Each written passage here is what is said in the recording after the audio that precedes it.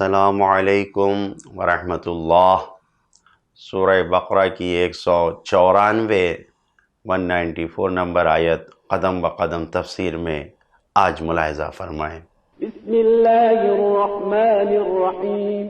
الشہر الحرام بالشہر الحرام والحرمات قصاص فمن اعتدى عليكم فاعتدوا عليه بمثل ما اعتدى عليكم واتقوا الله واعلموا أن الله مع المتقين۔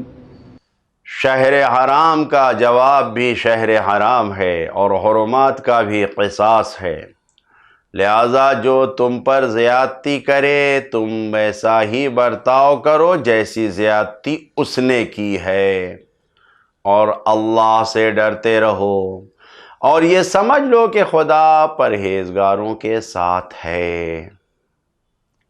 عربوں کے درمیان اسلام سے پہلے جاہلیت کے زمانے میں سال کے 4 مہینے ایسے تھے جس میں جنگ حرام تھی، سختی سے جنگ ان زمانے میں منع کی گئی تھی۔ 3 مہینے یکے بعد دیگرے تھے، ذی قعدۃ الحرام، ذی الحجۃ الحرام اور محرم الحرام، اور ایک مہینہ الگ سے تھا جسے رجب المرجب کہتے ہیں یا رجب الحرام کہتے ہیں۔ یہ 4 مہینے تھے، اور اسی لیے ماہ ذی قعدۃ الحرام کے وجہ تسمیہ یعنی نام رکھنے کی علت میں سے ایک علت یہ بھی بیان کی گئی کہ اس کی دلیل وجہ یہ ہے کہ ذی القعدہ یعنی بیٹھنے والے، یعنی لازمی طور پر لوگ اس مہینے میں جنگ سے بیٹھ جاتے تھے، اپنے آپ کو روک لیتے تھے، لہذا اس کو ذی القعدہ کہا گیا ہے۔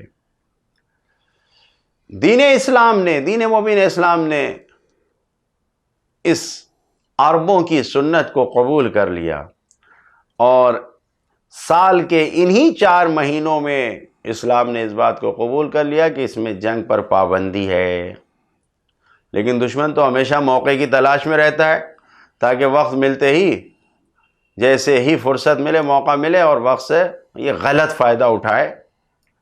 ہو سکتا ہے دشمن خود میں یہ فکر کرے کہ مسلمان تو ان 4 مہینوں میں جنگ کریں گے نہیں، کیونکہ اللہ کے رسول نے ان 4 مہینوں میں جنگ کرنے کو منع کر دیا، لہٰذا انہیں انہی دنوں میں مسلمانوں پر حملہ کر دیا جائے، جن مہینوں میں جنگ کا نہیں کریں گے جواب نہیں دیں گے۔ اس آیت میں اسی بات کو بیان کیا جا رہا ہے کہ اگر تمہارے مخالفین، تمہارے دشمن ان 4 مہینوں میں تم پر حملہ کر دیں تو پھر تم بھی ان کا مقابلہ کرو، ڈٹ کر ان کا جواب دو، اور ماہ حرام کو ماہ حرام کے مقابلے میں لے آؤ۔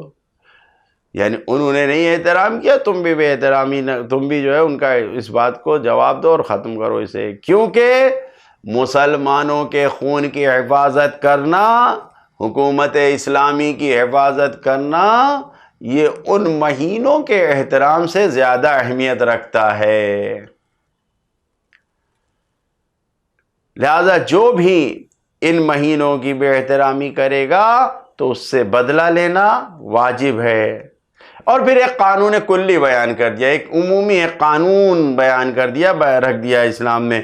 کیا قانون ہے کہ جو بھی تمہارے اوپر ظلم کرے اسی مقدار میں جتنا تم پر ظلم ہوا ہے تم بھی اس کا جواب دو، البتہ تقوی کا دامن مضبوطی سے تھامے رہو، جتنا ظلم ہوا ہے اس سے زیادہ ہرگز قصاص اور بدلہ نہ لینا۔ کیوں؟ اس لیے کہ اللہ صاحبان تقوی متقین کے ساتھ ہے، خداوند عالم متقین کے ساتھ ہے۔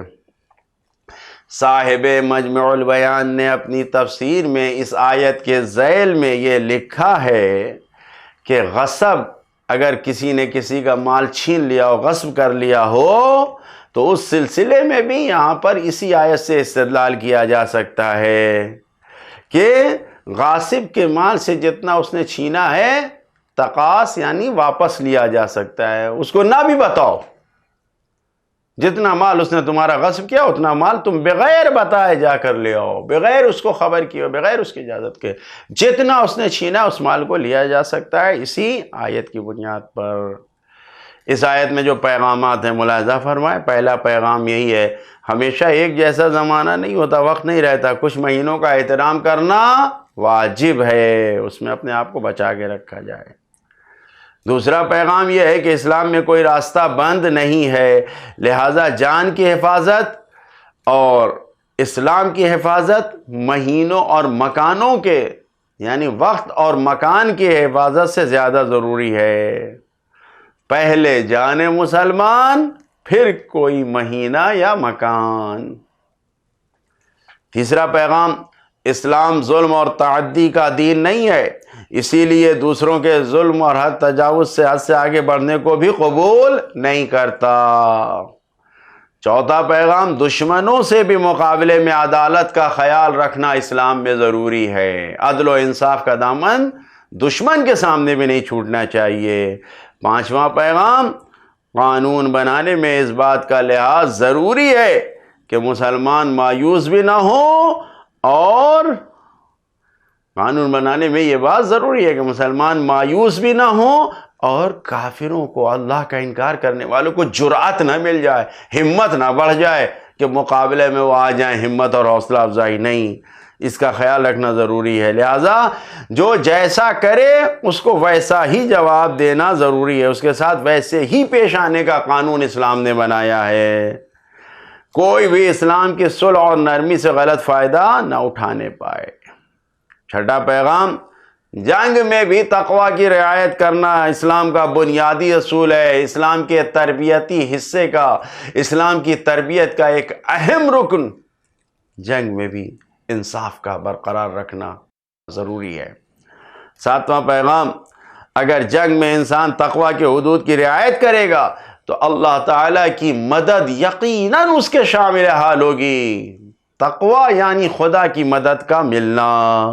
اور انسان ایسا خیال نہ کرے، ہرگز اس کے ذہن میں یہ بات نہ آئے کہ اگر انسان عدالت سے رفتار جنگ میں کرے گا، تقوی کا دامن ساتھ کے جنگ میں تھام کے جنگ میں چلے گا تو پھر جیتنے میں، کامیابی پانے میں دیر ہو جائے گی. ہرگز ایسا نہیں ہے.